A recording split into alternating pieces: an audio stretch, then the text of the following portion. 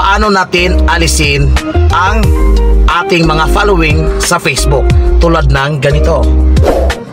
Paano natin gawing ganito?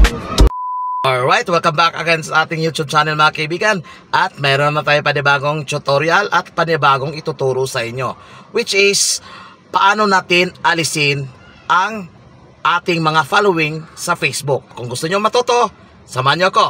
Tara, let's go! Ngayon, gamit natin yung cellphone. Bali, dalawa yung cellphone na ating gagamitin ngayon para sa ating tutorial. So, ipapakita ko muna dito yung actual nating dashboard ng ating Facebook para makita nyo yung before and after applying the setup. As you can see, so una nating binuksan sa ating application sa ating device is the camera. Dito sa kabilang cellphone ay itatap natin dito ang Facebook. Nakita nyo yung pangalan ko nasa taas po yung mga recent search names. Ito na yung ating dashboard ng ating Facebook. At meron tayo dito 134 following. Ngayon, yan po yung ating susolusyonan. So, gamit na natin ngayon ang yung cellphone natin. So, tap natin yung ating Facebook para ma-access natin ang ating wall. Itatap muna natin yung ating mukha dito para makita niyo sa ating device na same siya sa device natin pinakita nagamit yung cellphone ng ating misis. So, as you can see, 134 following. Ang gagawin natin dito mga kaibigan, kita nyo sa taas, nakaturo yung arrow. Tap lang natin doon at hahanapin natin dito pagkatapos natin matap yon ang setting privacy.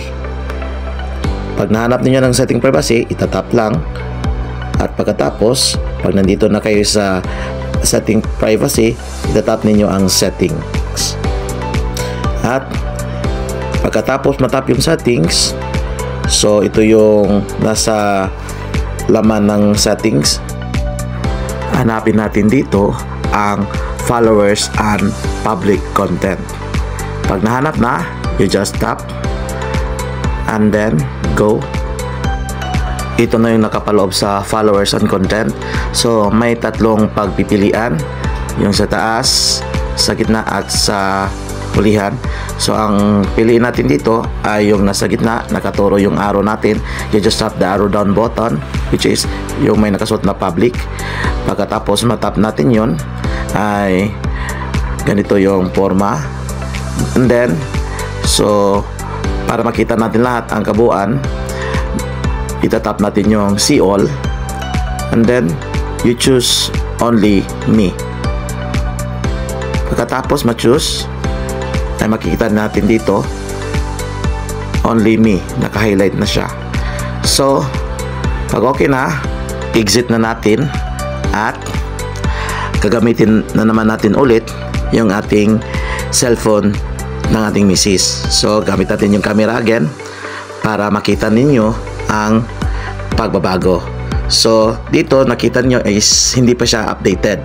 So we need to refresh and tap yung ating profile. And then boom, nakita ninyo na nagiging 0 following na. Ayan.